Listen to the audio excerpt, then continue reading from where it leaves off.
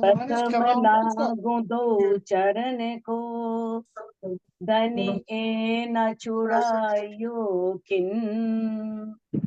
लाख तली लाल एड़िया, मेरे जीव के यही जीवन।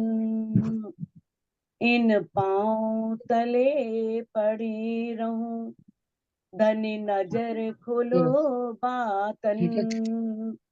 पल न वालों निर्कुल, मेरे जीव के यही जीवन।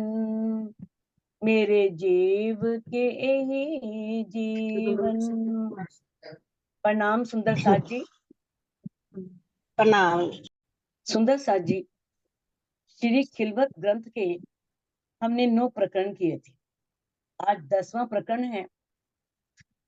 छठे प्रकरण में था मंगलाचरण पंच रोशनी का, जिसमें आपने समझा था कि छठे प्रकरण में ही मंगलाचरण क्यों आया। और आज जो है वो है कलश पंच रोशनी का। आज उस पंच रोशनी का जो मंगलाचरण आपने पढ़ा, उसका ये कलश है। तो पंच रोशनी तो आप समझ ही चुके हो उसमें कि पंच रोशनी से क्या तात्पर्य है। श्री धनी जी को आवेश, आत्म दुल्हिन, नूर, हुक्म, खुद मूल वतन, ये पांचों मिल भई महमत, वेद कतेबो पहुंची सरत। किस तरह से जब ये 5 शक्तियां इंद्रावती जी के तन में विराजमान होती हैं और फिर ये ब्रह्मवाणी अवतरित होती है, और इससे हमारी आत्मा को सिखापन मिलता है। जैसे आपने देखा है मंदिर के ऊपर कलश होता है, तो कलश को क्या कहते हैं? मुकुट। उसकी उपमा मुकुट से दी जाती है, उसकी शोभा अलग है। इसी तरह से जो ये प्रकरण है, इसमें भी धनी ने हमें सिखापन दी है। तो इसे हमें, जो भी धनी ने हमें पूर्ण सिखापन दी है, उसका हमें संक्षेप में ये सार इसमें हमें समझना चाहिए कि उसका ये सार है सारा। चाहे इंद्रावती जी ने वो सब कुछ अपने लिए कहा है, लेकिन वो सब सिखापन हमारे लिए है। इंद्रावती जी के लिए भी इंद्रावती जी ने अपने लिए भी कहा है। तो क्यों कहा है? क्योंकि धनी ने उनको जिम्मेवारी दी है, उत्तरदायित्व दिया है वाणी उतारने का। अगर वो धनी की शोभा में डूब जाती हैं, हर समय धनी की शोभा को देखती रहती हैं, परमधाम देखती रहें, उसी में डूब जाएं, तो ये वाणी कैसे अवतरित हो? ये ब्रह्मवाणी भी तो उतरनी थी ना। अपने लिए उन्होंने इसलिए कहा क्योंकि वो भी चाहती थी कि मेरी आत्म हर समय धनी के प्रेम में डूबी रहे, मैं धनी को रिझाऊं, हर समय परमधाम के 25 पक्षों में घूम करके धनी के साथ वो प्रेममयी, वो आनंदमयी इश्क का अनुभव करूं। लेकिन उनके ऊपर जो कर्तव्य था, जिम्मेवारी थी, वो भी उन्हें पूरी करनी थी। अब इसकी पहली चौपाई में क्या कह रही हैं इंद्रावती जी? रे रू करे ना कछु अपनी, के तो उर्जी उम्मत माए। अपनी रूह को संबोधित कर रही हैं कि है रूह, अपना भी कुछ कर, अपनी आत्म जागृति के बारे में भी सोच। तुम आत्म जागृति के लिए क्यों नहीं कुछ कर रही? क्या उन्होंने आत्म जागृति के लिए कुछ नहीं किया?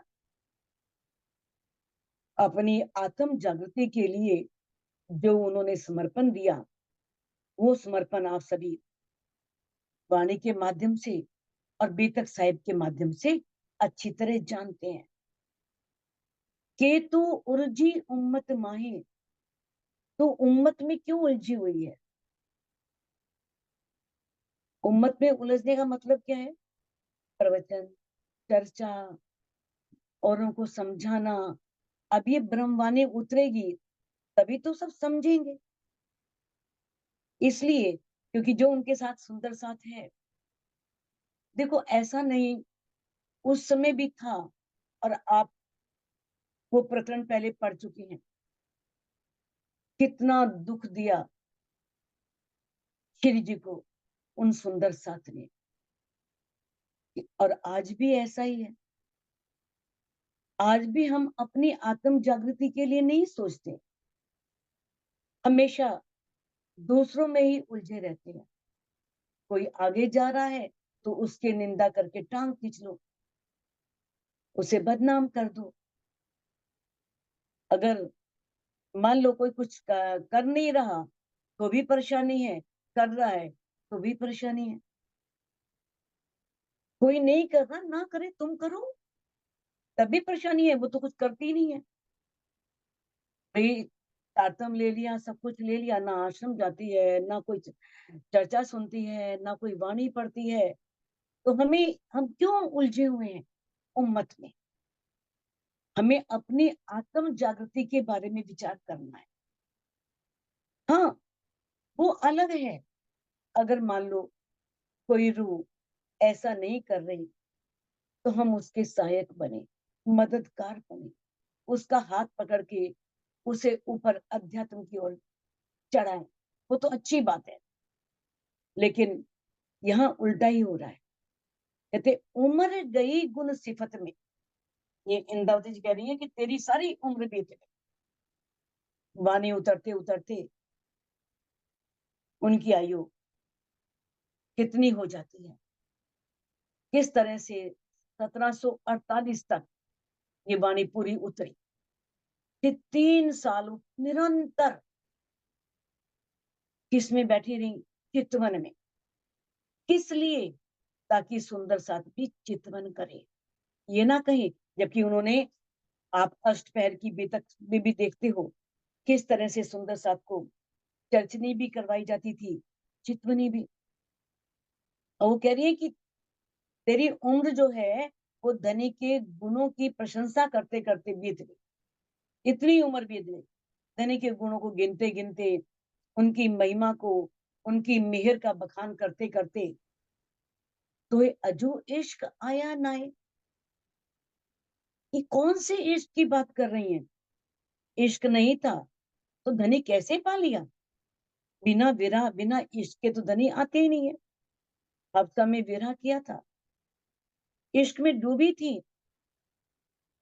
कितना विलाप विरह किया, विलाप किया, तब इंद्रावती जी ने उस प्राण प्रीतम को पाया था। क्योंकि इश्क के बिना धनी का दीदार होता ही नहीं है। और दीदार, ना दीदार होगा ना ही ब्रह्मवाणी उतरती। वो अंदर विराजमान हुए तभी वाणी उतरी, क्योंकि इलम का प्राण इश्क है और इश्क का प्राण इलम है। दोनों का चोली दामन का संबंध है। अब इस चौपाई में उन्होंने किस तरह से स्वयं को संबोधित किया है मामती जी ने, लेकिन सिखापन किसको दी है? हम सुंदर साथ को हमें शिक्षा दी है, समझाया है। क्या हम में से सब जानते नहीं धनी कितने मेहरबान है? हम में से सब जानते नहीं कि धनी हम सिर पर हल पर खड़े हैं? हम में से किसी ने ब्रह्मवाणी के द्वारा जाना नहीं धनी की साहिबी के बारे में, धनी के इश्क के बारे में? फिर हमारे अंदर इश्क क्यों नहीं आ रहा? अब तक इश्क क्यों नहीं आ रहा? इंद्रावती जी बात कर रही हैं इश्क के मार्फत की, जिसमें डूबने के बाद कोई बाहर निकल नहीं पाता, उसके मुख से एक शब्द नहीं निकलता। जैसे नमक का ढला, अगर वो समुद्र को मापने के लिए जाए तो वो उसी में घुल जाता है, उसका अस्तित्व नहीं रहता, वो अपना अस्तित्व मिटा देता है। उसी तरह से जब रूह उस प्रीतम के इश्क में डूब जाती है तो उसका अपना कोई अस्तित्व नहीं रहता, वो अपने आप को पूर्ण रूप से धनी के प्रति समर्पित कर देती है। अब ये किनके लिए सिखापन है?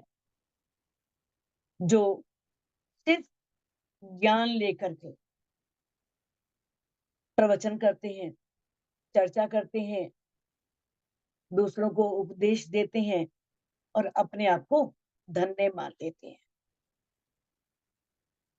इसमें बताया है अगर प्रेम नहीं है, भक्ति नहीं है, तो शुष्क हृदय वाला जो व्यक्ति है उसे कुछ प्राप्ति नहीं होने वाली। ये ज्ञानी जनों को उपदेश है। इंद्रावती जी ने बोल दिया था, इलम चातुरी खूबी अंकी, यही पठ लिखिया अंकुर, यही न देवे देखने, दूल्हे के मुख का नूर। इलम चतुराई है, जिसके अंदर इश्क नहीं है, जैसे एक रुई की बाती, वो इलम है। अगर वो घी में नहीं डूबी हुई तो माचिस की तीली लगाओ, एक पूरी बोरी जल के 1 मिनट में खत्म हो जाएगी। लेकिन एक छोटी सी बाती अगर निरंतर घी में डूबी रहे तो कितने समय तक प्रकाश देती है, कितने समय तक जलती है। तो ये बताया है कि अगर इलम धनी ने दिया है, साथ में इश्क भी जरूरी है। इलम का प्राण इश्क है। अगर इश्क नहीं तो वो इलम उस नूर का दीदार करने में, उस अक्षरातीत का दीदार करने में बाधक है, रुकावट है। तो ये हमारे लिए सिखापन है कि अगर हमें ये ब्रह्मवाणी मिली है, हमें प्राण प्रीतम अक्षरातीत का श्रृंगार, शोभा, परम धाम को जानने का अवसर मिला है, हमने उसे जाना है, तो हम सिर्फ जाने ही नहीं, उस धनी के इश्क में डूब जाए, वो इश्क अपने अंदर लेकर के आए। तो ये हम सबके लिए सिखापन है।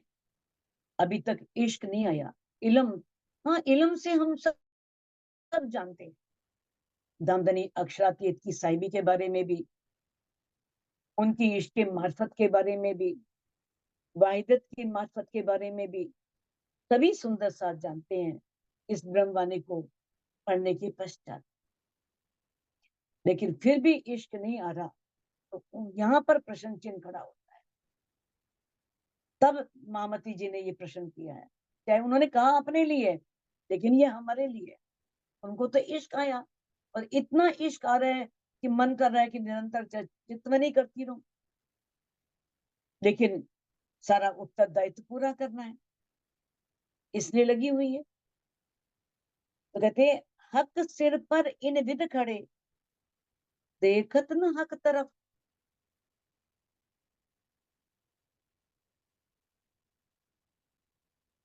माशुक बैठे इत जाहिर, पर दिल न लगे इत। माशुक मुख देखन को, आय हाय नैना बिना तरसत।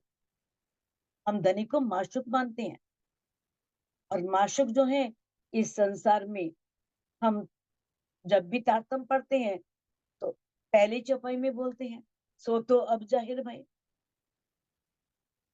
माशुक बैठे इत जाहिर, इस ब्रह्मांड में प्रकट बैठे हैं, जाहिर बैठे हैं, हमारे अंदर बैठे हैं, अंदर अर्श बना के बैठे हैं। फिर भी कहते हैं हमारा दिल लगता नहीं, परम धाम ले चलो। अरे परम धाम में तो जाना ही जाना है, राजी ने लेके ही जाना है। यहाँ तो सुख ले लो, जिस जीव पर बैठे वो जीव धिक्कारेगा, उस जीव को परम धाम के सुख दे दो। कम से कम उस जीव ने तो परम धाम जाना नहीं है, वो तो योग माया के ब्रह्मांड में सत्स्वरूप की पहली बहिष्ठ में बैठेगा। तो कम से कम वो यहाँ पर, जिस पर सुरता बैठी है, वो जीव परम धाम के 25 पक्षों में विचरण तो कर ले। तो अब धनी ने कहा है अब सिर पर इन विद खड़े, राजी हमारे सिर पर खड़े। बोलते हैं बाले से बुढ़ापे लग मेरे सिर पर खड़े सुमान। बोल देते हैं माशुक सेजना आइया, देखिया सुनिया ना कई बार। सुख अंग न लियो इन सेज को, ताई निर्फल गई जो रात। लेकिन बोलने के बाद ये चुपैया हमारी आत्मा के हृदय पर चोट क्यों नहीं करती, घाव क्यों नहीं लगता?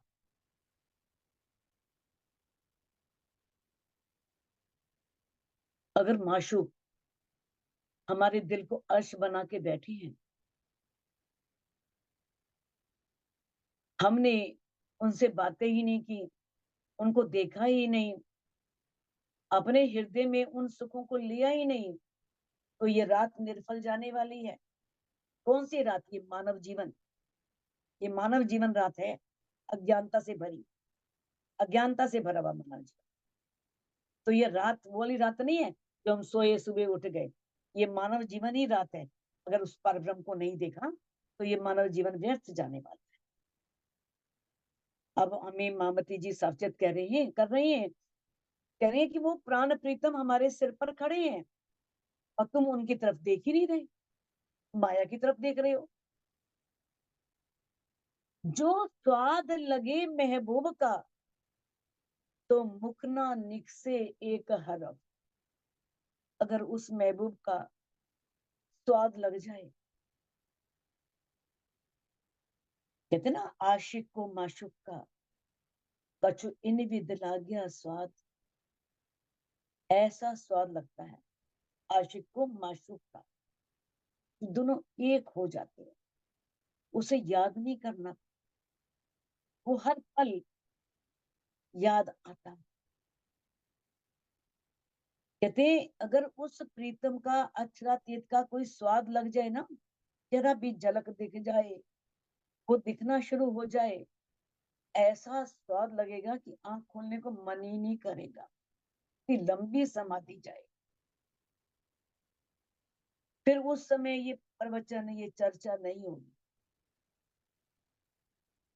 उस समय एक शब्द भी मुख से नहीं निकलेगा, निकलेगा लेकिन शुष्क ज्ञान नहीं निकलेगा, प्रेममयी ज्ञान।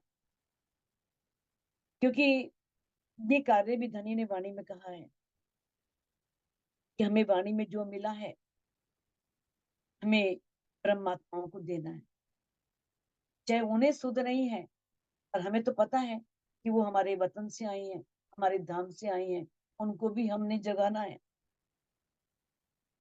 तो कहते हैं जो, अगर ऐसा प्रेम का स्वाद लग जाए तो उसके मुख से शुष्क ज्ञान का, खाली ऐसी बात तो नहीं, ज्ञान के शब्द तो देखो, अगर इंद्रावती जी नहीं कहती तो ब्रह्मवाणी कैसे उतरती?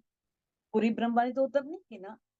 तो बहुत से परमहंस ब्रह्ममुनि हैं जो धनी को पाने के बाद भी चर्चा नहीं करवा रहे हैं, चितवनी करवा रहे हैं। क्यों? क्योंकि बाकियों को भी जगाना है।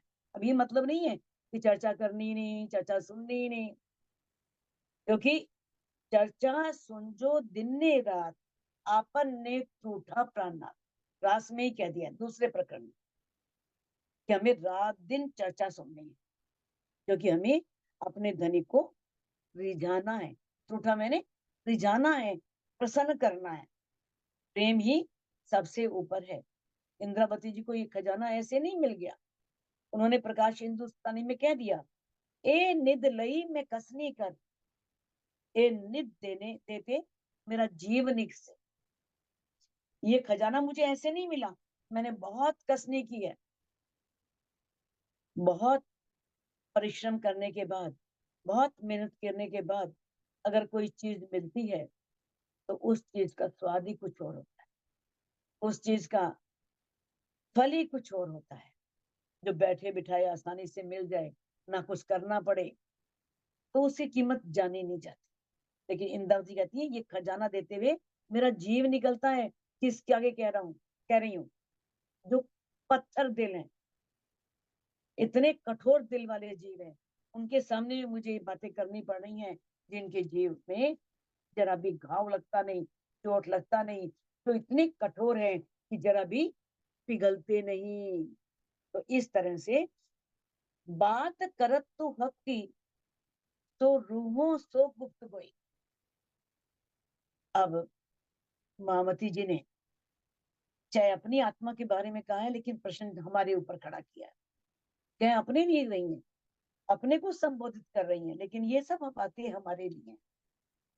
वो कहती है मेरी आत्मा, बात करत तू हक की, तू उस पार ब्रह्म की बातें करती है, उनके साथ जो इश्क रब्द किया वो बातें करती है। सो रूहों सो गुप्त गोए, जो राज्य में और रूहों में बीच में जो गुप्त बातें हुई थी मूल मिलावे में बैठ करके, उन बातों को करती है।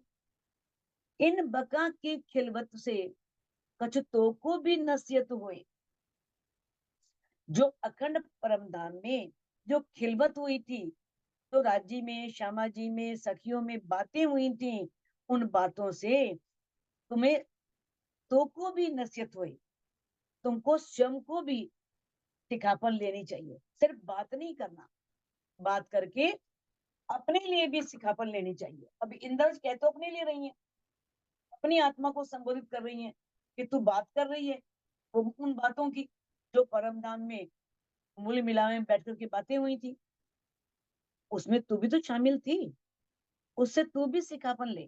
तो ये हमारे लिए है कि अगर तुम भी वहां पर उस मूल मिलावे में हो, वो बातें सुन रहे हो, तो कम से कम उससे सिखापन लो, तुम्हें भी कुछ शिक्षा लेनी चाहिए।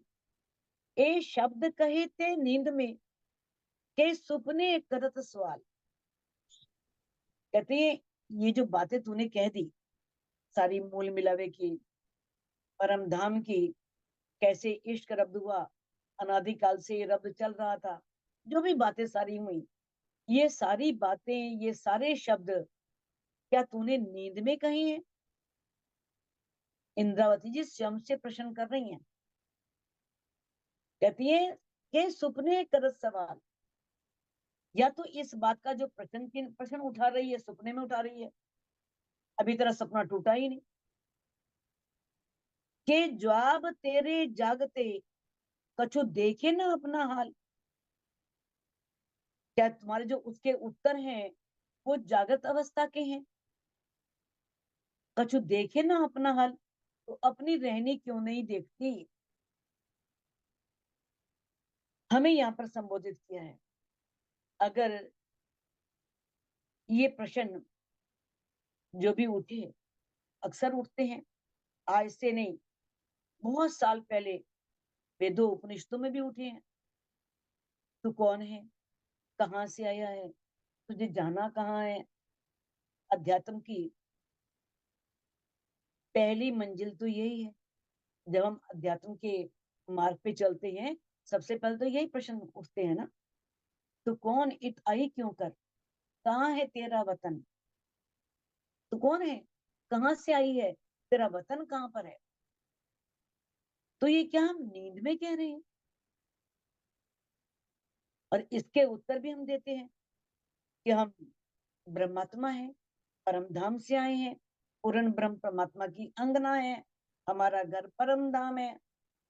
तो क्या ये तेरे जो शब्द हैं, जो जागृत अवस्था में, तो क्या ये जागृत अवस्था के हैं? अगर जाग गई है तो अपनी रहनी देखते, रहनी कहाँ है? कितना बड़ा प्रश्न चिन्ह किया है रहनी पर।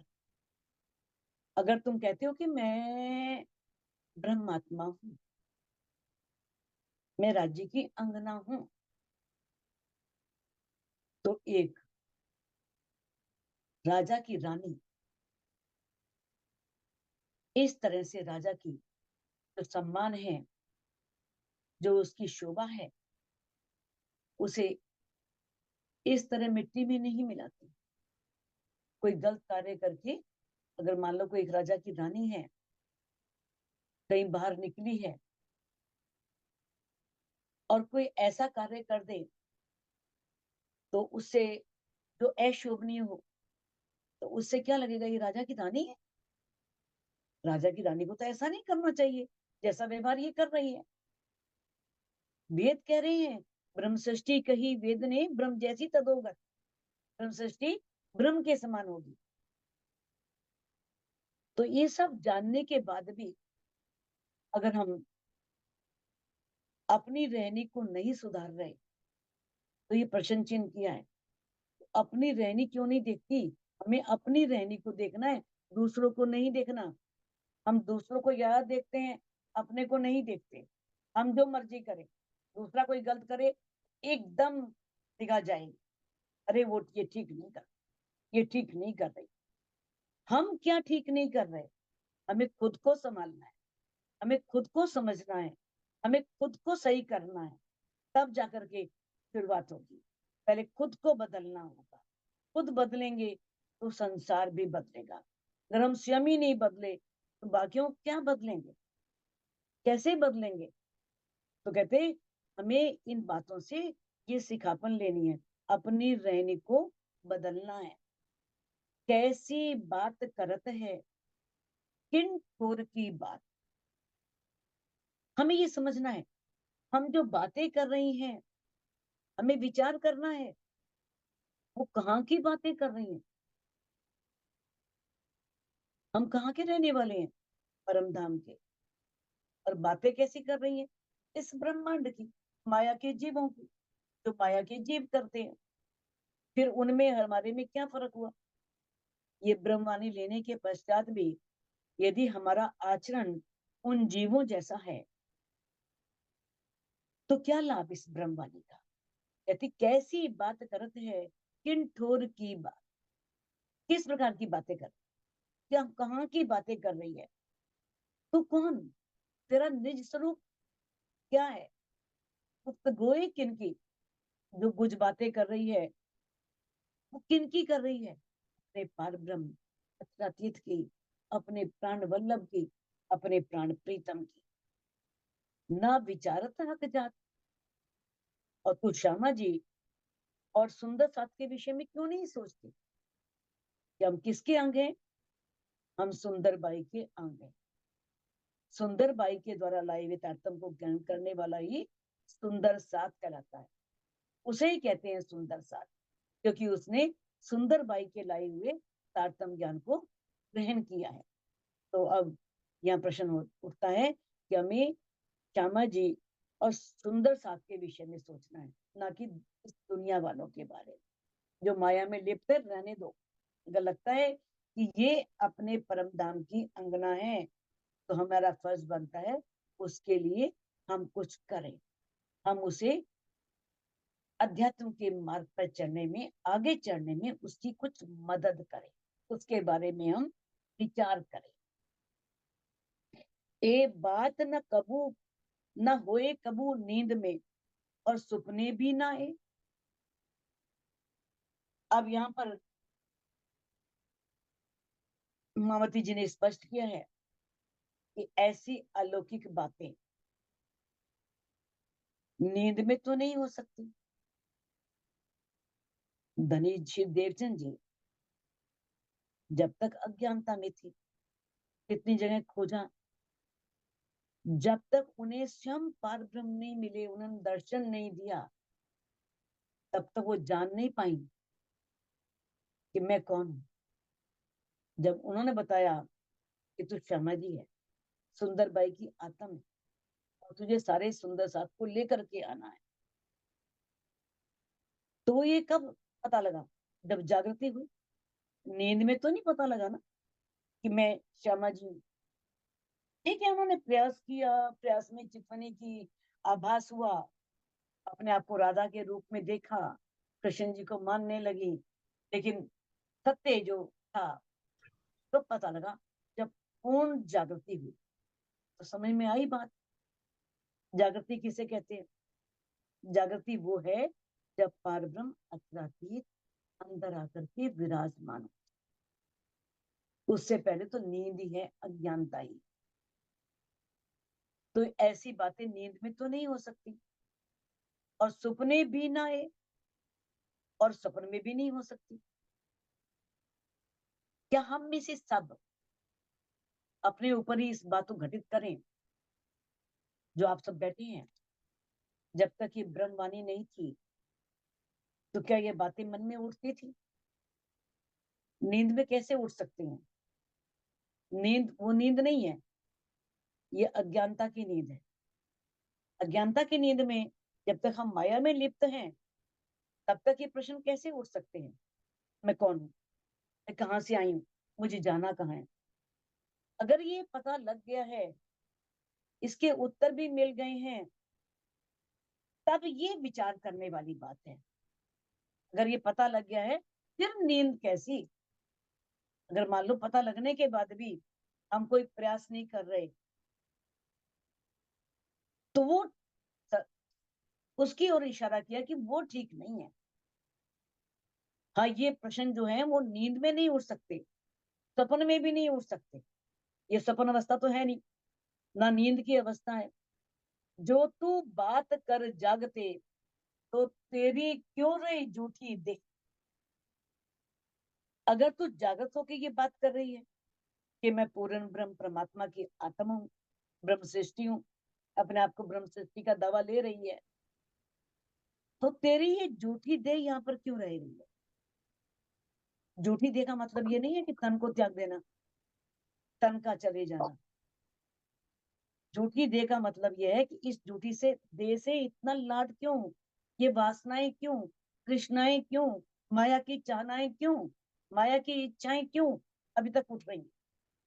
देखो, जागृति तीन तरह की होती है।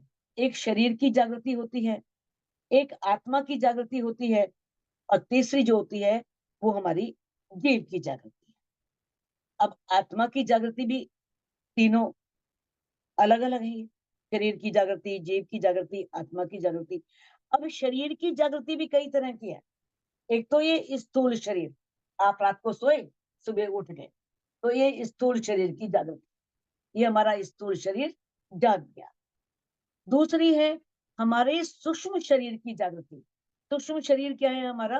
अंतस्करण, मन, चित्त, बुद्धि और अहम। हम बुद्धि में अच्छा चिंतन कर रहे हैं, मन में अच्छा मनन कर रहे हैं, चित्त से उसके बारे में चिंतन कर रहे हैं। अगर माया में लिप्त है तो मन भी वहीं लगा है, चित्त भी वहीं लगा है, बुद्धि भी वहीं लगी है। बुद्धि में माया ही है, कैसे पैसे को और बढ़ाना है, कैसे व्यापार बढ़ाना है, कैसे इतनी संपत्ति जोड़नी है, आने वाली हमारी कई पुश्तें आराम से बैठ के खाएं। अपना पता नहीं, और अपनी परिवार के बारे में हम सोचते हैं, अपना पता नहीं। तो ये सूक्ष्म शरीर की जागृति अलग है। जब व्यक्ति अध्यात्म के मार्ग पे चलता है, फिर मन, पड़ा है ना, मन ही काला, मन ही उजला, मन ही नीला, मन ही पीला, मन ही खाली, मन भरा, मन, कितना कुछ पढ़ा है मन के बारे में। पूरा कीर्तन में आपने प्रकरण पढ़ा है मन के बारे में। खाली मन, मन ही में ब्रह्म। अगर मन खाली है, मन में कोई चाहना ही नहीं, इच्छाएं नहीं, तृष्णा नहीं, तो उसी में समझो ब्रह्म का वास है। ब्रह्म कहाँ वास करे जब मन में इतनी तृष्णाएं हैं, इतनी इच्छाएं हैं, इतनी चाहनाएं हैं, मन भरा पड़ा है, तो कहाँ आके वो निवास करे, कहाँ रहे? तो ये सूक्ष्म जीव की, सूक्ष्म शरीर की जागृति हुई। एक है हमारी कारण शरीर की जागृति। अब तीनों शरीरों की निंद्रा भी होती है। इन तीनों शरीरों की निंद्रा भी होती है। जब गहरी निंद्रा होती है, उस समय हमारा कारण शरीर जो है, अंतस्करण, वो पूरी रूप से निष्क्रिय होता है। जब आप गहरी निंद्रा में हो, क्या मन काम करता है, चित्त काम करता है, या बुद्धि काम करती है? सब निष्क्रिय होते हैं। हमारी ज्ञानेंद्रियां, हमारी कर्मेंद्रियां सब निष्क्रिय होती हैं। अब स्थूल शरीर का पूरा भाग, हाथ पैर सब निश्चल, बिल्कुल निष्क्रिय हो जाते हैं। ना हाथ कुछ करते हैं, ना पैर कुछ करते हैं, सब गहरी नींद में होती हैं। लेकिन आपने देखा होगा कुछ भाग ऐसा है, जो हमारे नाड़ियां हैं, नाड़ियों में खून चलता रहता है, हमारे हृदय की धड़कन पहले की तरह होती रहती है। अब वही बात बताई गई है इस प्रकरण में कि शारीरिक दृष्टि से नींद या सपन में हो तो परम धाम के ज्ञान की बातें नहीं हो सकती। तभी बातें होगी ना, जब कोई जागृति होगी, पता लगेगा, तभी हम उसके बारे में, ये बातें नींद में तो हो नहीं सकती, सपन में तो हो नहीं सकती। यदि तुम्हारी जो आत्मा है, आत्मा का जो असल स्वरूप है परात्म, वो जागृत होता, तो सपन का ये तन रह ही नहीं सकता। और परात्म की जागनी होनी नहीं है, तन की जागनी होनी है, वो भी अलग अलग होनी है। क्योंकि घोड़े भेले जाग से ही भेले, और आत्मा तो तभी जागेगी ना। तो यहाँ पर इस तन से मतलब नहीं है कि ये तन कहते ना, तेरी क्यों रही झूठी दे। झूठी दे रहने का मतलब क्या है, इसके अंदर जो झूठ है, माया है, वो माया इस शरीर में क्यों है, ये माया इस शरीर से क्यों नहीं निकली। तो इसमें आत्म, जीव और शरीर की जागृत अवस्था के बारे में धनी ने पूरा प्रकाश डाला, बताया है उसके बारे में कि सबकी जागृति अलग अलग। शरीर का जागने के बाद, जब शरीर खाली बाह्य शरीर का नहीं, सूक्ष्म शरीर से जागना, कारण शरीर से जागना, ये जागृति है। और किस तरह से फिर उसके बाद हमारा जीव जो है उसी के अंदर ही आ गया, जीव तो उसी के अंदर आ गया, वो वास्तव में जागृति है सही मायने। जब जीव को लगता है, क्योंकि जीव इस तन का मालिक है, अगर मालिक ही सो रहा है तो बाकी की जागृति से कोई लाभ। बाकी तो जितने भी हैं वो तो उसके कहने पर ही काम करेंगे, मालिक के कहने पर, सब कर्मचारी हैं, उसके आदेश से ही कार्य करेंगे। तो बताया है किस तरह से ये सब जागृति होती है, तब इस तन से माया निकलती है, अन्यथा इस तन से माया नहीं निकल सकती।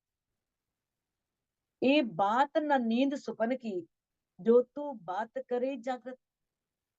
परम धाम की ये बातें नींद की नहीं है, सपन की नहीं। अगर ये ब्रह्मवाणी आपके अंदर जा रही है, आप ब्रह्मवाणी की बातें कर रही हैं, तो ये नींद की नहीं है, क्योंकि जागृत बुद्धि का ज्ञान, ये सपन का ज्ञान नहीं है, नींद का ज्ञान नहीं है। जो तू बात करे जागृत, यदि तू जागृत अवस्था में बातें कर रही है, जागृत बुद्धि से बातें कर रही है, तो बड़ा प्रश्न चिन्ह धनी ने यहाँ खड़ा किया है। तो कोल फैल ना हाल पर, फिर कथनी करनी और रहने की तो कोई बात ही नहीं, फिर तो एक ही होनी चाहिए सारी।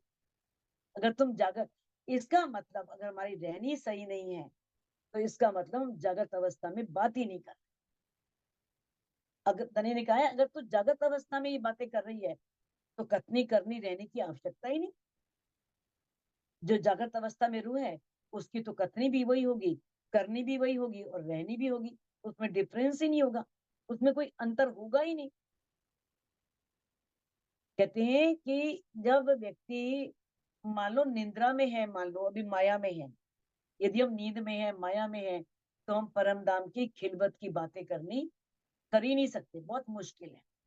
अगर हम परम धाम की खिलवत की बातें कर रहे हैं, आत्मिक दृष्टि हमारी नींद के इस सपनमयी ब्रह्मांड से परे नहीं हुई, तो हम खिलवत की बातें कर ही नहीं सकते। अगर हम खिलवत तक पहुंचे हैं, तो इसका मतलब हम जागृति की ओर बढ़े हैं। खिलवत की बातें हो ही नहीं सकती थी। यदि हमारी आत्मा जागृत है, तो कथने के अनुसार करनी और रहने को सुधारने की बात क्यों कही जाती है। जो राज्य ने वाणी में कहा है, वही हम करें और अपनी रहनी को बदलें। अगर जागृत है, तो फिर तो ये राज्य की जो वाणी है, वाणी में जो बातें राज्य ने कही हैं, हमें उस पर अमल करना चाहिए, हमें अपने आचरण में, अपने व्यवहार में उन्हें उतारना चाहिए। क्योंकि धनी ने तो रात से क़यामत नमत तक एक ही बात कही है, चितवन करो, चितवन में लगो, सब कुछ ध्यान में मिलेगा। अगर जागृत होने के बाद भी आंतरिक रूप से उसके शरीर का अस्तित्व रहता है, फिर तो ना, तो जब व्यक्ति जागृत हो जाए ना, जिस समय आत्मा जा, यानी कि आत्मा तो जागृत है, बात यहाँ जीव की है। जब अंदर से अंतस्करण जागृत हो जाए, फिर शरीर का अस्तित्व नहीं रहता। कहते रहे न दे गत मत, ना ये दे रहती है, ना उसकी मत, मैंने बुद्धि कहती है, तर्क वितर्क वाली बुद्धि भी खत्म हो जाती है, उसकी बुद्धि की दौड़ नहीं होती, वो स्थिर हो जाता है। इश्क को ए लक्षण नैनो पलक न ले, दौड़े फिरे न मिल सके, अंदर नजर पिया में दे। ये लक्षण है इश्क का। वो दौड़ने से, जगह जगह हम दौड़ते फिरे, घूमते फिरे, फला जगह जाएं, वहां जाके चितवन करें, वहां जाके ध्यान लगाएं, वहां राज्य मिलेंगे। राज्य ने कहा है बस अंदर नजर दो, अपने प्रीतम को देखो अपने अंदर की आंखों से, तब राज्य मिलेंगे। किस तरह से राज्य ने वाणी में कह दिया है, लागी वाली कछु और न देखे, पिंड ब्रह्मांड वाको हैरी नहीं, ओ खेलत प्रेमी पार पियासो, देखन को तन सागर माई। ऐसे वो लग जाती है ना लगन धनी को पाने की, ना वो इस शरीर को देखता है और ना ब्रह्म।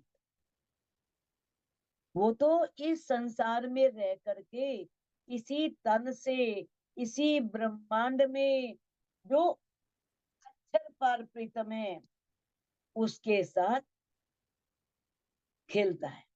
वो आत्म उनके साथ विचरण करती है। बस शरीर दिखता है इस संसार में, मोह सागर में शरीर उसका देखता है, लेकिन उसकी आत्मा परम धाम में विचरण कर रही होती है। जो ये बात करे जागते, तो तोहे नींद आवे क्यों फिर। कितना बड़ा प्रश्न है। देखा होगा अक्सर ऐसा होता है, हम तारतम भी लेते हैं, ब्रह्मवाणी को भी पढ़ते हैं, ब्रह्मवाणी को पढ़ने के पश्चात लगता है कि हमारी आत्मा जाग रही है, आत्मा प्रीतम के प्रति बड़ा विरह भी लेती है, उस मार्ग पे चलती है। फिर अज्ञानता क्यों आती है, फिर माया क्यों आती है। कहते जो ये बात करे जागते, इंद्रावती जी अपनी आत्मा को संबोधित कर रही है कि है मेरी आत्मा, यदि तू ये बातें जागृत अवस्था में कर रही है तो तुम्हें नींद आवे क्यों फिर तुम्हें कभी भी नींद नहीं आनी चाहिए, फिर अज्ञानता नहीं आनी चाहिए, माया में नहीं खोना चाहिए। नैनो पल क्यों ले वही, क्यों बोले और बेर। तो ऐसी अवस्था में आंखों की पलकें बंद नहीं होनी चाहिए। अब आप कहोगे ऐसा तो नहीं हो सकता भाई, पलकें तो बंद होंगी होंगी, ये तो नियम है ना। आंखें हमारी झपकती हैं, एक बार एक टक तो कंटिन्यू नहीं देख सकते, लेकिन यहाँ पर किसकी बात की जा रही है, आत्म के नेत्रों की। उसे झपकने की जरूरत नहीं पड़ती, वो हर पल प्रीतम का दीदार करती है एक टक। फिर तुम्हारी आंखों में पलकें बंद नहीं होनी चाहिए, क्यों बोले और वेद, फिर तुम्हें दोबारा नहीं बोलना चाहिए। अगर जागृत अवस्था में हो तो बार बार कहने की जरूरत नहीं होती। ये हमारी ना बोलना, पलकों का बंद होना, ये सब क्या है, ये शारीरिक जागृति की अवस्था है। लेकिन आत्म की जागृति में ये कोई भी संबंध नहीं। आत्मा को कोई बोलने की जरूरत नहीं, आत्मा को कोई पलके बंद करने की जरूरत नहीं है। अगर तुम जाग गए हो तो फिर ना तो पलके झपकनी चाहिए और ना ही तुम्हें दोबारा ये बात कहनी चाहिए। वो संबंध तो आत्म को हमेशा याद रहना चाहिए ना। अगर रोज उस संबंध को जानने के बाद, निस्बत को पहचानने के बाद फिर भटक रही है, कहीं जा रही है, उनके लिए प्रश्न है। ये चौपाई जो है ना, हमें किस तरह से आत्म और शरीर की जागृति के भेद को समझाने के लिए कहा गया है। शरीर की जागृति और है, आत्म की जागृति और है। शरीर जाग गया, आत्म नहीं जागी, मानो, है ना। तो अगर आत्मा जाग गई है तब ये प्रश्न, अगर आत्म जागृत हो गई है फिर उसमें पलके झपकने की या और कुछ बोलने की जरूरत ही नहीं है, क्योंकि फिर तो वो रू बोल ही नहीं सकती। वो धनी के प्रति इतनी समर्पित हो जाती है, उसे लगता है जो जानो त्यो राखो, धनी तुम्हारी है, मैं तो तुम्हारी हूँ, मैं तो तुम्हारी कियल अव्वल बीज और आल, तेरे बिना और जो कछू सब में आग की छाल। मैं तो तेरी हूं बस, परमधाम में भी तेरी थी, ब्रज में भी तेरी थी, रास में भी तेरी थी, इस जागने के ब्रह्मांड में भी तेरी हूँ। तेरे बिना और जो कुछ भी है उस सब में आग की लपटें हैं।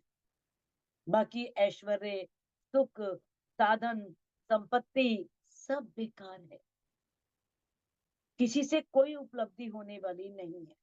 तो उस समय एक आत्म की स्थिति ऐसी हो जाती है। केतु बुद्ध रहित है, केतु बोलत बेसहूर। इंद्रावती प्रशंसा अपने से कर रही है, सारी अपनी आत्म को संबोधित कर रही है, लेकिन सब हमारे लिए है। कहते अब तो इस बात का विचार कर कि तेरे अंदर बुद्धि नहीं है। केतु बुद्ध रहित है, बुद्धि है ही नहीं, सोचने की शक्ति नहीं है। केतु बोलत बेसहूर, और जो तू परम धाम की बातें कर रही है, मूल मिलावे की बातें कर रही है, वो बिना सोचे समझे बोल रही है, बिना सहूर के, बिना जागृत हुए, बिना जागृत अवस्था की ऐसी बातें कर रही है, बिना सोचे समझे। बेसहूर क्यों कह सके? जो बेसहूर है ना, बेसहूर मैंने ना समझ व्यक्ति, जिसे समझ नहीं होती, वो कैसे कर सकता है? हक का गुज जहूर, जिसे समझ ही नहीं है, ना समझ है, मूर्ख है, वो राज्य के गुप्त भेदों को प्रकट कैसे कर सकता है? राज्य के गुप्त भेदों को प्रकट करने के पश्चात वो ना समझ तो है ही नहीं, इसका मतलब। अगर राज्य की जो छिपी हुई बातें हैं, कुछ बातें हैं, उनका वर्णन कर रही है, तो ना समझ व्यक्ति नहीं कर सकता। तो ये सोच, तेरे पास बुद्धि भी है, जागृत बुद्धि भी है, सब कुछ है, तो फिर ऐसा क्यों कर रही है? अब तहकीक यही होते है, तो हे बुलावत हुक्म। अब हंसी भी आती है। देखो इंद्रावती जी क्या कह रही है, अब ये निश्चय हो गया तहकीक, अब ये निश्चित हो गया कि तू नहीं बोल रही, तेरे को राज्य का हुक्म बुलवा रहा है। तो हे बुलावत हुक्म, हुक्म मैंने राज्य के दिल की इच्छा कि इंद्रावती के तन से वाणी उतरे, और इंद्रावती इस वाणी के माध्यम से रूहों को जगाए। हुक्मे वजूद रहते हैं, और हुक्मे दिया इलम। वे सब राज्य ही है। अब ये निश्चित हो गया, अगर बिना जागे ये बातें कर रहे हैं, तो ये हुक्म ही कहला रहा है। हुक्म से ही ये शरीर खड़ा है, और हुक्म से ही धनी ने हमें इलम दिया है। कहते हैं ना, बिना राज्य की के बिना ना इल्म आ सकता है, ना इश्क आ सकता है, ना रहनी आ सकती है। जब तक हके इल्म को कहा नहीं समझाए, तब तक रूह अपने आप को क्यों कर सके जगाए। जब तक राजीव इल्म को आदेश ही नहीं देती, इस रूह को जगा दे, तब तक रूह अपने आप को जगा नहीं सकती। जब तक राजी आदेश नहीं देते कि इसके अंदर वो इश्क आ जाए, परमधाम वाला इश्क तो नहीं आ सकता, लेकिन इश्क का जो प्रतिबिंब रूप है, तो वो तो यहाँ आ ही सकता है ना। तब तक वो धनी के प्रति इतना इश्क उस रूह के अंदर आ ही नहीं सकता। और रहनी भी तभी आएगी जब राज्य अंदर आकर के विराजमान होंगे। तो अब इंदाव जी कहती है कि निश्चित हो गया कि सब कार्य धनी के हुक्म से हो रही हैं। आए इलम हक बका के, तब दे रहे क्यों कर। अगर मान लो जो बका, हक, हक बका, जो अचरातीत का अखंड परम धाम, उसका ज्ञान, इलम, उसका जो ज्ञान है ब्रह्मवाणी, वो हमारे हृदय में आ जाता है, दे रहे क्यों कर।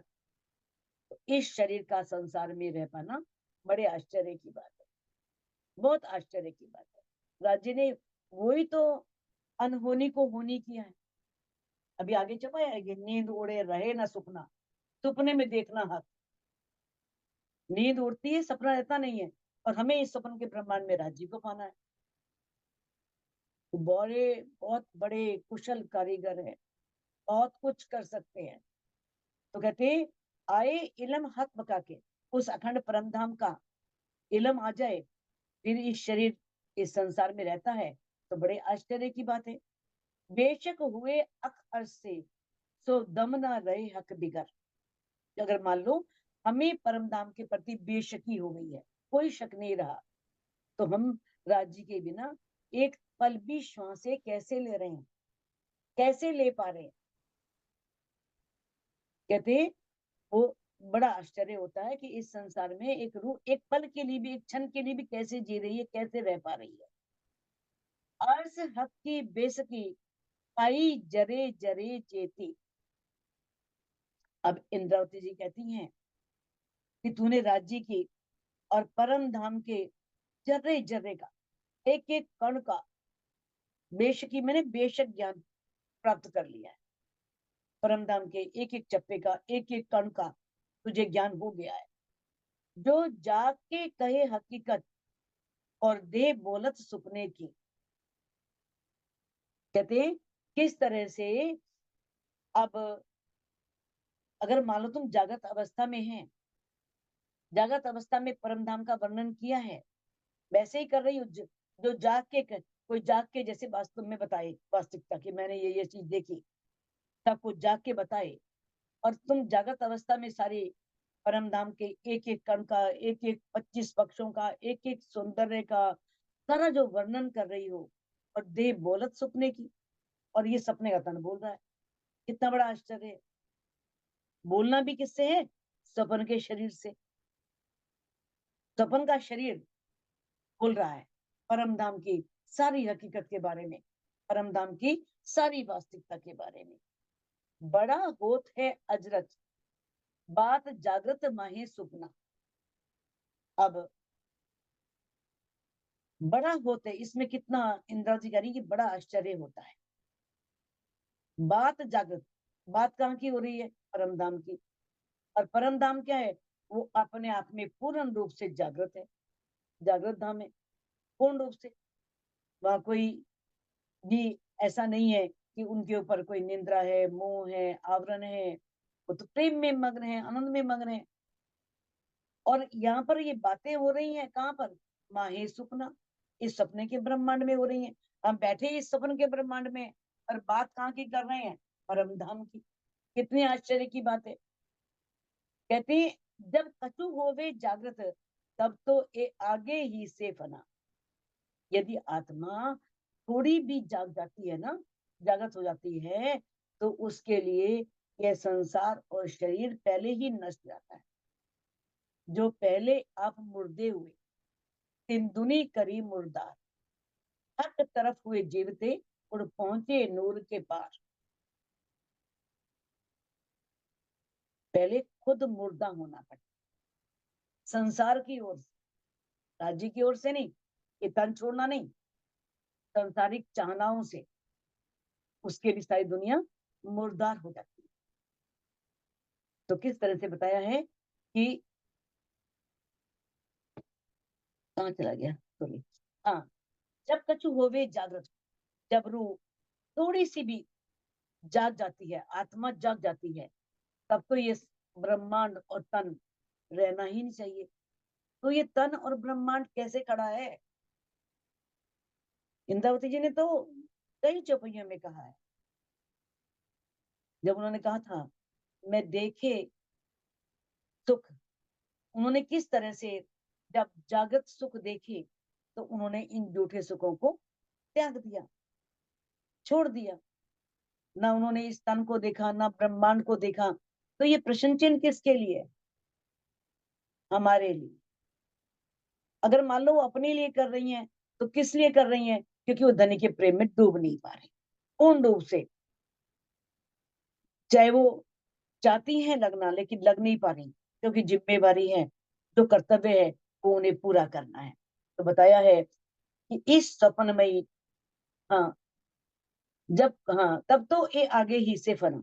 आगे जो विचार विचार विचारी, कितनी बड़ी बात कही है, विचार विचार विचारी। पहले तो विचार करना, सिंपल विचार। हम इस बार बार, यानी कि एक शब्द को 2 बार 3 बार कहने का मतलब क्या होता है कि से मंथन करना। एक तो हमें सिर्फ हमने सुन लिया, शरीर से विचार किया, फिर हमने अपने सूक्ष्म शरीर में उतारा, अंदर उतारा, फिर हमने उसे कारण अवस्था में लेकर के गए, तब ये निष्कर्ष निकलता है। जब इतना विचार करें, इतनी गहराई से, इतनी गहराई में पहुंचे, तो अनहोनी हक करत, तो धम धम धाम धनी जो है अचलातीत, अनहोनी घटना को भी होनी में बदल देते हैं। जो नहीं होने वाली ना, मुश्किल है, वो भी। ब्रह्मात्माएं तो इस संसार में आने नहीं वाली थी, अनहोनी घटना थी, लेकिन इस काल माया के ब्रह्मांड में आ गई, तो ये अनहोनी होनी हो गई ना।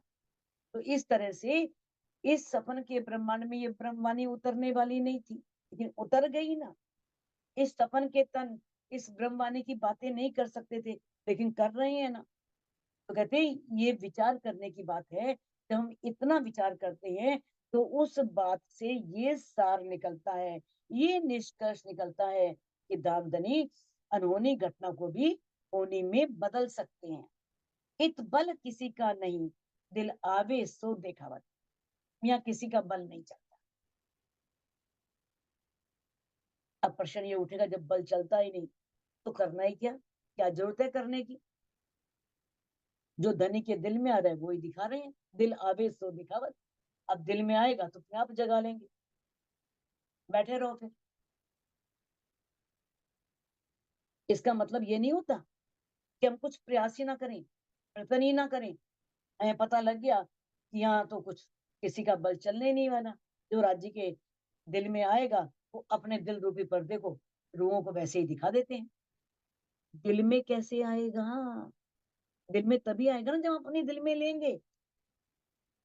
एक रूह के दिल की इच्छा ही धनी के लिए हुक्म है। जब एक रूह दिल में लेगी तो राज्य भी दिल में ले लेंगे। फिर एक रूह जब अगर इस माया से हट करके धनी के ऊपर इतना समर्पित होती है तो राज्य जो भी बाकी उसे और इस खेल में देखने के लिए चाहनाएं की होंगी उसे भी छोड़ देते हैं कि अब इसकी चाहनाएं नहीं रही, खत्म हो गई। ठीक है, परम धाम में बातें हुई थी सो हुई थी, लेकिन अब इसके दिल में सिर्फ परम धाम पाने की चाहना है, परम धाम देखने की इच्छा है। तो ये है, ये नहीं हमारा तो बल को चलना नहीं है। अब जब राज्य के दिल में आएगा तो हमें परम धाम दिखाई देंगे, है ना। हमने दिल में कुछ लेना नहीं है क्योंकि हमें कुछ करना नहीं है ना। क्योंकि खाना पीना सोना ये मोमिन के काम, दुनिया करे बंदगी मोमिन करे आराम।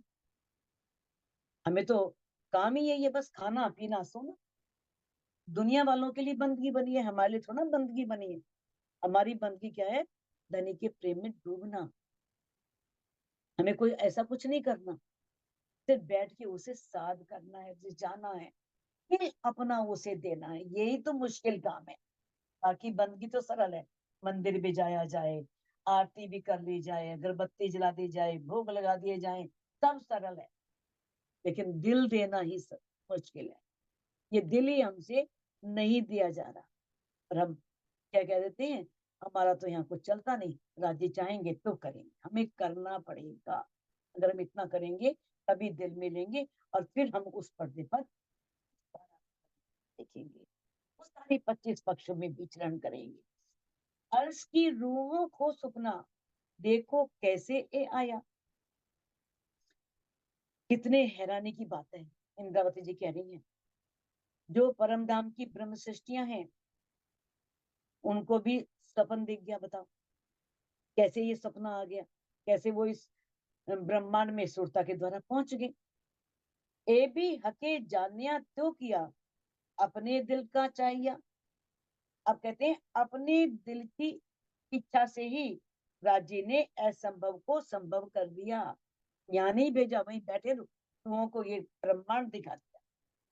कहते हैं ये भी हके जानिया। राज्य को लगा कि नहीं इन्हें भेजना ठीक नहीं है, नूरी नजर से क्या देखेंगी, इन्हें सुरता द्वारा ही ये ब्रह्मांड दिखा दो। कहते हैं अपने दिल का चाहिए, जो उन्होंने चाहा था दिल में ब्रह्मांड दिखाना, दिखा भी दिया और भेजा भी नहीं। इससे बड़ी आश्चर्य की बात क्या हो सकती है। खेल से संबंधित उनके मन में जो जो बातें आई थी और आज ने दिखा भी दी और भेजा भी नहीं। और यहाँ पर सब वो दुख भी उन्होंने देख लिए सुरता द्वारा, सब कुछ देख लिया। किस तरह से लोगों को राज्य के चरणों में बैठकर भी ये सपना आया, इस ब्रह्मांड में आई, और जो दिल में उन्होंने इच्छाएं की थी देखने की वो सब उनको दिखा दी। देर रखी सुपन की और सखना जागे में। धामधनी ने ये सपन भी दिखाया, हमारे इस तन को भी सुरक्षित रखा, नश्वर तन को भी दे रखी सपन की, सपन के तन को भी रखा और हमें ब्रह्मवाणी से जागृत भी कर दिया। और सपना जागे में, जागने में भी कोई शक नहीं है, सब रूहें जाग चुकी हैं। ए भी हके जानिया त्यों किया, ये भी राज्य ने क्या किया, उन्होंने दिल में विचार करके देखा। तो आप भी अपने दिल में विचार करके देखो तो आपको स्पष्ट हो जाएगा। कहते विचार देखो दिल में, उन्होंने विचार किया ना, तभी तो यहाँ भेजा नहीं और वहीं बैठे बैठे सब इच्छाएं पूरी कर दी, सारे दुख दिखा दिए और सपन दे दिया, श्रोता द्वारा यहाँ भेज दिया। अब तुम भी ये बात विचार करके देखो तो तुम्हें भी स्पष्ट हो जाएगा, जैसा आपने दिल में लिया वैसा ही किया। अब तुम यहाँ पे दिल में लो, राज जी वैसा ही करेंगे। वहां दिल में लिया था ना, ये दुख देखने है, ये माया देखनी है, राज जी ने पूरी की ना। तो वैसे ही अब इस ब्रह्मांड में जो दिल में लोगे तो राज जी वो भी पूरी करेंगे। सपन नींद में ही आता है ना, और नींद के टूटते ही सपन देखने वाला शरीर नष्ट हो जाता है। तो ये दामदनी के हुक्म की कारीगरी है, ये उनका हुक्म ही है, जो ब्रह्मवाणी के द्वारा जागृत होने पर भी ये नश्वर तन खड़ा, ये मिटा नहीं। आप अर्श दिखाइया जो देखिए नींद उड़ाए। जिस प्रकार से हम नींद को छोड़ करके जागृत अवस्था में हम किसी भी वस्तु को देख देख सकते हैं। मान लो हमारी नींद टूट गई और हम जाग रहे हैं तो हमें हर वस्तु दिखाई देगी, हम सब वस्तु को देख सकते हैं। उसी प्रकार दामदानी ने, अचरातीत ने हमें ब्रह्मवाणी से हमारी माया की नींद उड़ाई। नींद कौन सी? माया की नींद। और हमें इस ब्रह्मवाणी से जागृत करके ध्यान के द्वारा परम धाम का दीदार कराया। कराया नहीं, इंद्रावती जी कराया, वो तो करना है। इस ब्रह्मवाणी से जागृत होकर के परम धाम का दीदार करना है। माया की नींद को उड़ा करके, माया की नींद रही फिर नहीं दीदार होना। जरा शक दिल ना रही, जरा भी शक नहीं रही। दामदनी ने परम धाम के एक एक पक्ष का, एक एक गली का, एक एक जर्रे का, कण कण का पूरा ज्ञान इस ब्रह्मवाणी के माध्यम से दे दिया, जरा भी उसमें शक नहीं रही। फिर देखो सुपन को तो अजू रह गया है लाभ। अब इस तरह से शक भी नहीं रहा, सारा पता भी लग गया उस पार ब्रह्म के बारे में भी, परम धाम के बारे में भी।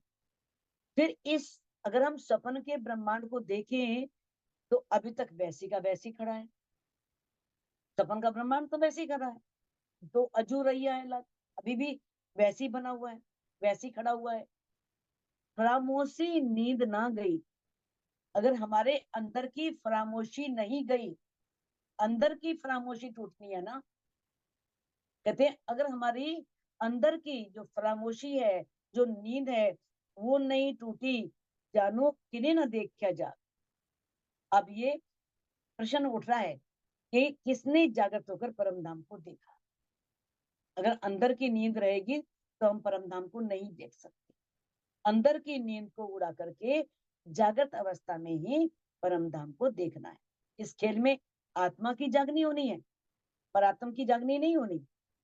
पर आत्म तो एक वैदत में है, परम धाम में एक दिली है, वहां सब इकट्ठी जाएंगी, सबकी जागनी एक साथ होगी। इस खेल में ही आत्माओं की जागनी। कहते हैं ना, किनु आगे किनु पीछे, इश्क लिया सबको।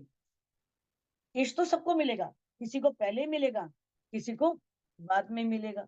जो पहले इश्क लेगा उसकी आत्मा जागृत हो जाएगी, जो बाद में इश्क लेगा उसकी आत्मा बाद में जागृत होगी। तो इस तरह से इस संसार में आत्माओं की जागनी आगे पीछे होनी है। परम धाम में पर आत्म पर तो खामोशी चाहिए। आत्मा का तन इस सपन का है और प्रातम का तन हमारी मूल तन है, असल है। ये जो स्वरूप सुपन के असल नजर बीच इन, वह देखे हमको ख्वाब में, वह असल हमारे तन। ये श्रृंगार ग्रंथ में चपाइयां आती हैं कि जो हमारे तन है, जो असल है, जो मूल में है, मूल मिलावे में राज्य के चरणों में बैठे हैं, वो इस ख्वाब को देख रहे हैं जो हमारे सपने के स्वरूप है। सपने में इन तनों को धारण किया है, और जो हमारी असल तन है उसकी नजर यहाँ करके उस खेल को देख रही है। इनो अंतर आंखा तब खुले जब हम देखें वे नजर। अगर हमारी अंदर की आंखें खुलेंगी तब हमें वो नजर दिखाई देगी। अंतर चुभे जब रूके तब इति बैठे घर पका घर। जब उसके रूह के अंतस्करण में ये वाणी चुभेगी, ये चोट लगेगी, ये घाव लगेंगे, तो यहीं बैठी हुई वो परम धाम में जाग जाएगी। वो परम धाम में अपने आप को जागा हुआ महसूस करेगी। अब ब्रह्म वाणी के ज्ञान का प्रकाश लेकर के प्रेम के द्वारा जब हमारी आत्मा जागृत होती है तो परम धाम को रूप वैसे ही देखती है, साक्षात रूप में जैसे परात्म देखती। और ध्यान टूटने पर शरीर और ब्रह्मांड को वैसे ही देखती है जैसे पहले देख रही थी। ये पिंड ब्रह्मांड तो खत्म नहीं होता ना, ये तो रहता है। जब हम आंख खोलेगी, ध्यान में बैठे परमधाम में विचरण कर रहे, आंख खोली तो वो शरीर भी दिखेगा, ये ब्रह्मांड भी दिखेगा।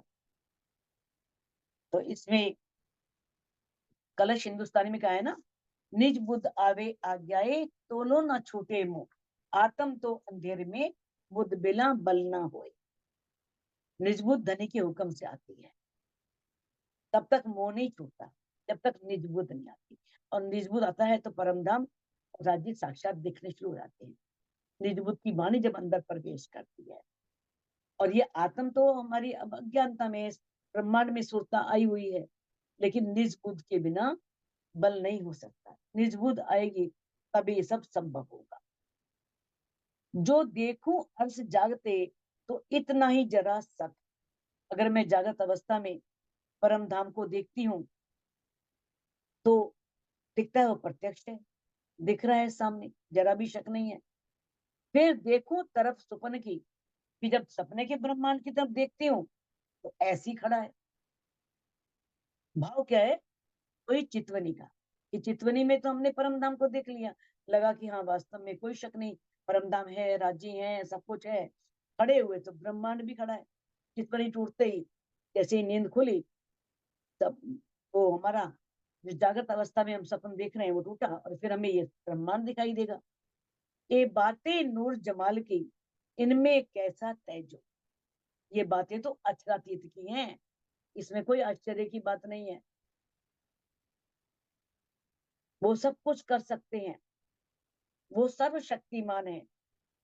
जन्म लाख दिखावे पल में, जानो ढाप के खोली नजर।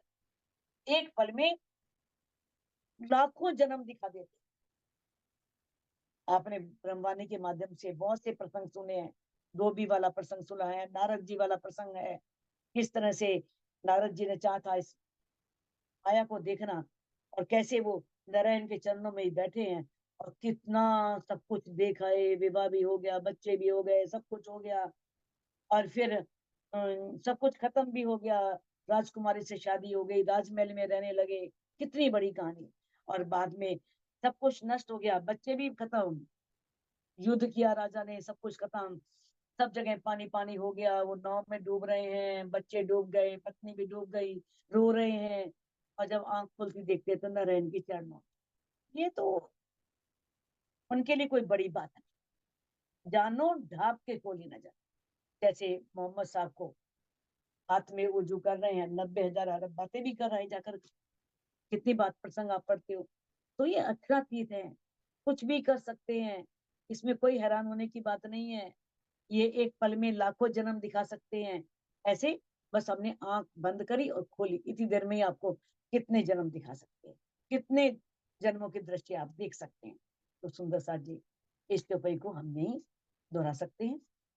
सभी अपने आप को अनम्यूट करके, ये बातें नूर जमाल की, ये बातें नूर ये जमाल बातें पूरे जमाल की, इनमें कैसा ताजुब, इनमें कैसा इनमें कैसा ताजुब, जन्म लाख दिखावे पल में, जन्म जन्म लाख लाख दिखावे पल में, जानो ढाप के खोली अब, जानो जान ढाप के जानो खोली ढाप अब। के खोली अब, बोलो श्री प्राणनाथ प्यारे की, सतनाथ प्यारे बोलो की जय। सतगुरु, बोलो सतगुरु महाराज